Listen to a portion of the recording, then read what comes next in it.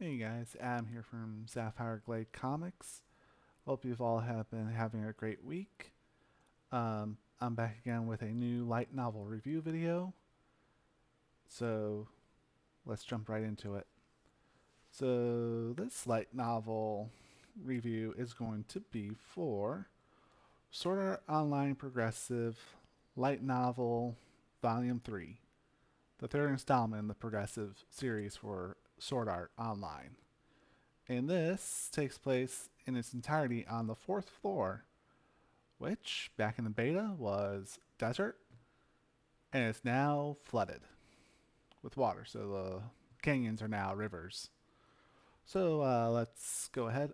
As you can see, I'm not wearing my glasses because I'm filming this late at night and the glare is just all over my glasses and that could be distracting. So we're going no glasses today. So if you see me squinting, it's because I can't really see without them on. But nonetheless, things that I do for the video. Let's head into talking about SAO Progressive Light Novel 3 by Reki Kawahara with illustrations by Abeck. So let's go ahead. And published by Yen on Press. Yen Press, sorry. Right. So there's the front of the book. Apologies again for the glare. Like I said, it is late at night and lighting is not so good. Front of the book, the spine, the back of the book, which I will read here momentarily. So, what is this book about? Well, let me read the back of the book to you. Here we go, Asuna. Hang on tight. Till now, launch. Having said their goodbyes to the mysterious elven knight Kismel, Kirito and Asuna set their sights on the fourth floor of Aincrad. But once they open the door, they find the way forward blocked by a powerfully flowing river. The updated version of the fourth floor has been changed into a water world. When they finally arrive at the floor's town, they're greeted by chalk white streets and countless gondolas of all sizes. To navigate this place, Kirito and Asuna will need their own gondola, but getting one will involve confronting an 8-meter tall beast of flame, Magnatherium. And that's only the beginning of the difficulties the fourth floor of Aincrad has in store. Sword Art Online Progressive, a new version of the Sword Art Online tale chronicling the entirety of Kirito and Asuna's epic adventure through Aincrad continues. So, there we go. Now I'm going to open up the book and we're going to take a look inside and see what we got here. So there's the front page.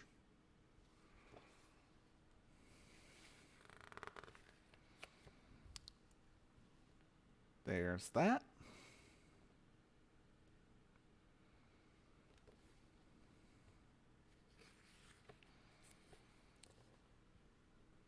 There's this one.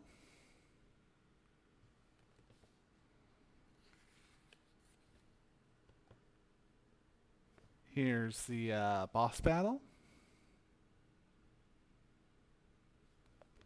Is that the boss?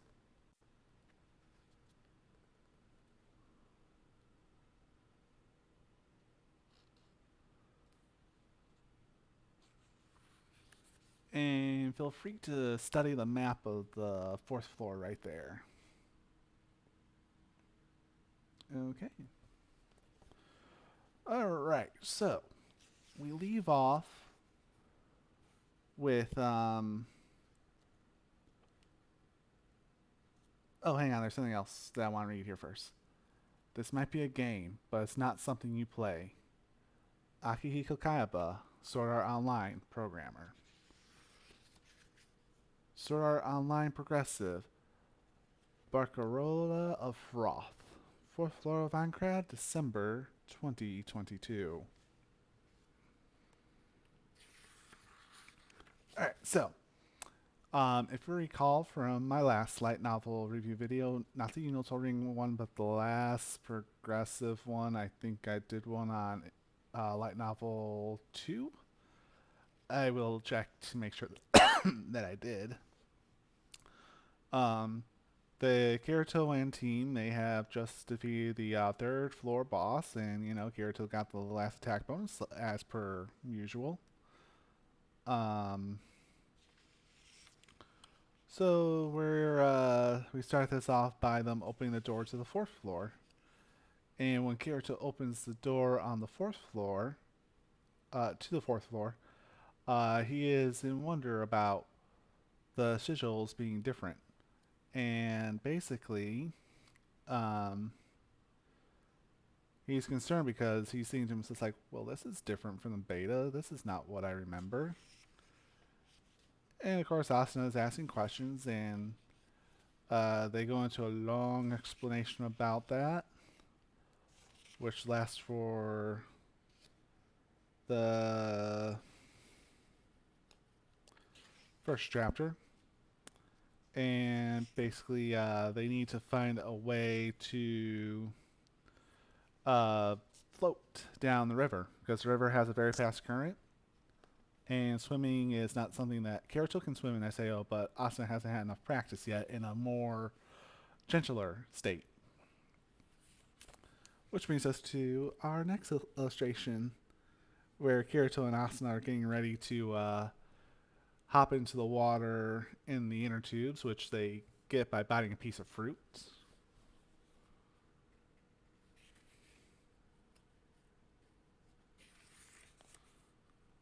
So they're venturing towards the main town to activate the gate on the fourth floor for Rovia. They're confronted by a monster, but it's just a low-level monster, so they're aware that there's going to be some water fights, etc., etc., and that the frontline players are going to need to learn how to fight in the water and off the water, of course.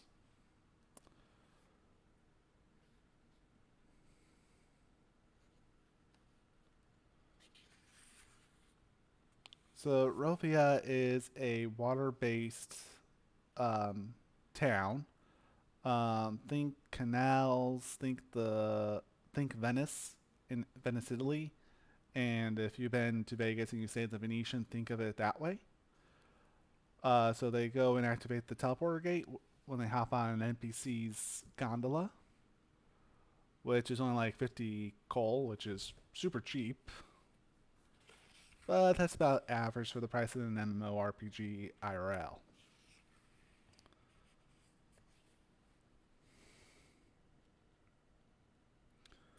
And it's also here that Asuna reveals a little secret to Kirito about having an item called Kale's O, which allows her to swap out an active skill with another skill, and that skill that gets stored in that bottle of Kale's Soul um, doesn't lose value, doesn't lose how much you trained it or whatever. It stays the same. So Kirito is telling her, it's like, well, we could tell them, but then they're going to ask you why, and there's going to be this big fight, and Kirito's not about that.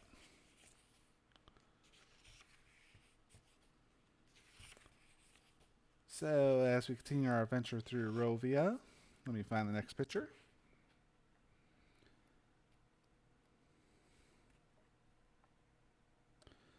Um, they Kirito is looking at gets some map data from Argo the rat, who 10 minutes with Argo will cost you about 100,000 coal, as is tradition when you're dealing with an info broker.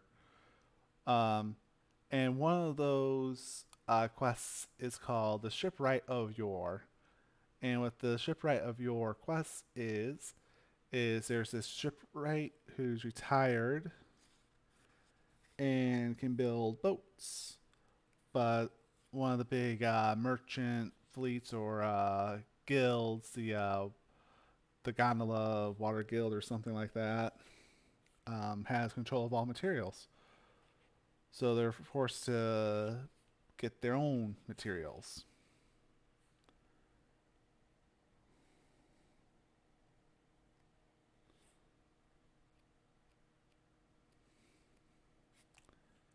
So they go and adventure for the materials, and they come across a big bear that's like the equivalent of a field boss, and they get the premium raw items. And Romolo, the shipwright NPC, is like, "You bought me some fine items. I'll build you a fine gondola."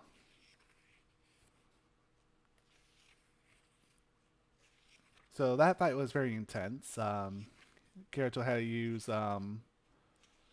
the bear's own body against it, using trees, having the bear knock down trees, stunning it, and then following up with sword attacks and all that fun stuff.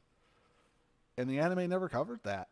If you recall from the anime, we went from episode 1, Town Beginnings, to episode 2, the first floor boss fight, and then episode 3 and 4 were like on the 20th floors or something like that. And we never knew about any of what actually happened on the first floors. That's what Progressive is all about. Progressive is all about describing the game and the stuff that Asuna and Kirito and all the other players trapped in SAO had to face to get to eventually when episode what is it, episode 12 or 14, when they finally get up to floor 75.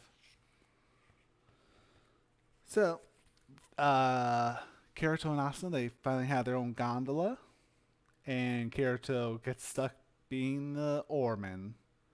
So Kirito's busy learning how to handle the Tilnell, and they named their gondola the Tilnell to allow them in remembrance of Kismel's sister, who was killed by a forest elf.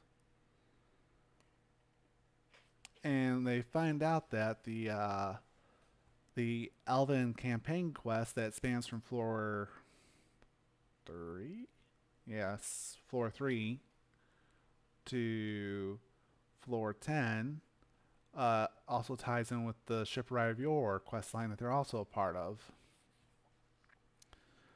So they're tasked with, after they get their boat, they're tasked with having to follow an even bigger boat, a fallen elven boat, to a secret base to figure out what's going on. And that's where they run into Niltzel, fallen elven general, which is whose cursor is like black. So very powerful foe. So probably, most definitely, probably the final boss for the Elven campaign request. And they're doing the Assassin's Creed thing, sneaking around and hiding out in a box, or Metal Gear Solid. So there's that picture. So they learn about those plans.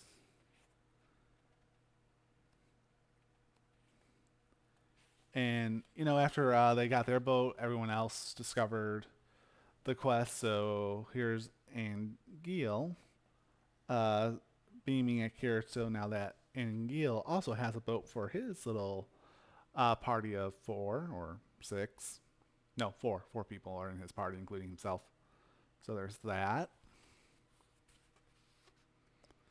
And they're on their way to the field boss fight to clear the way to the labyrinth. And here we see Kirito going in for a charge attack. One of the items that they have on their ship is a ramming horn. And what that ramming horn does is it causes massive damage to other ships, but the durability of the ship goes down. So eventually the crew, eventually the SAO frontline players beat that floor boss. And it's Christmas time, and Asuna doesn't really care much for Christmas Eve, and Kirito almost forgot what Christmas Eve was, because he did his family obligations. Then, like I do, go upstairs and play on the computer. So there's that. So that was a very lovely story. If you want to know how that story plays out, I highly recommend click on the link in the description below to buy this book on Amazon. So they, Asuna and Kirito, continue down to Yolfel's castle And down there, they run into their forest elven, their dark elf friend Kismel, who greets them.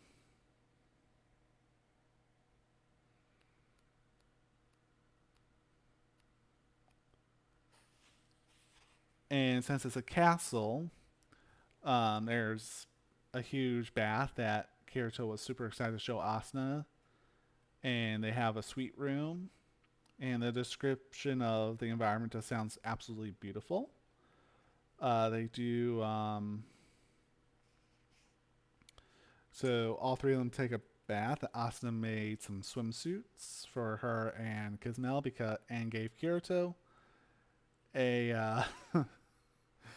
So one of the last attack bonuses that Kirito got from the boss on the third floor was a pair of swim trunks with a bowl on the back of the butt, and he didn't like that. It was like a bright orange. It was like a bright red over like green or something.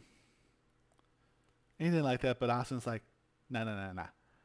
Now I'll give you another animal on white shorts, and that animal patch will be on your butt. So I got a good laugh out of that. And then there's this scene, real quick, in the book. This is all three of them in the bath together.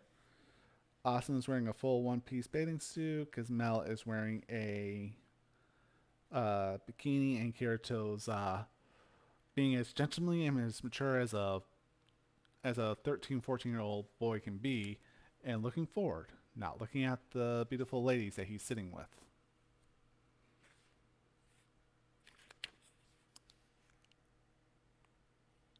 And basically, in that bath scene, they talk about Kirito get updates Kismel on some stuff that they found, and Kismel's like, "Oh shit, we need to inform the Viscount about this."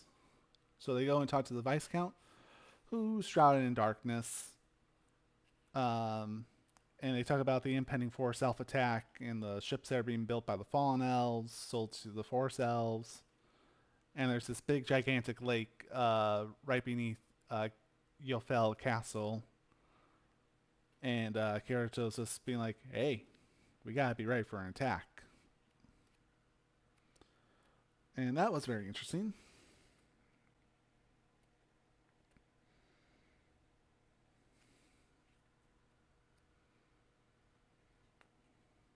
And then the battle commences in Chapter 8 between the Forest Elves and the Dark Elves. And during that battle, at some point, Kirito realizes that the Viscount is very, very, very vital to the battle. And he persuades the Viscount to join the fight. And it turns out that the Viscount's not ill, but has a huge, huge scar and a missing eye on the right side of, or the left side of their face. So that was also very interesting. So the general of the commander of the Fallen Elves, joins the fray. Kirito gets into a one-on-one battle with the Force Elf commander, wins, and yeah, there's that right there. And that was a really good battle.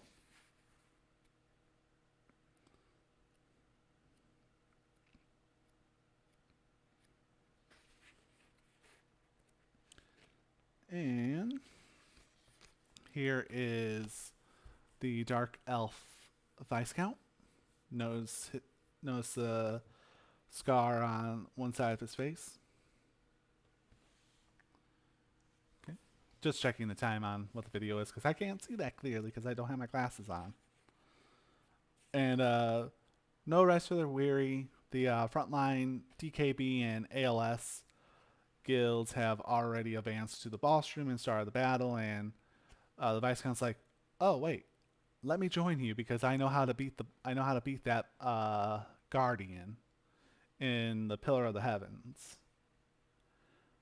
And they win single-handedly, and things and that leads us right into the next light novel for this.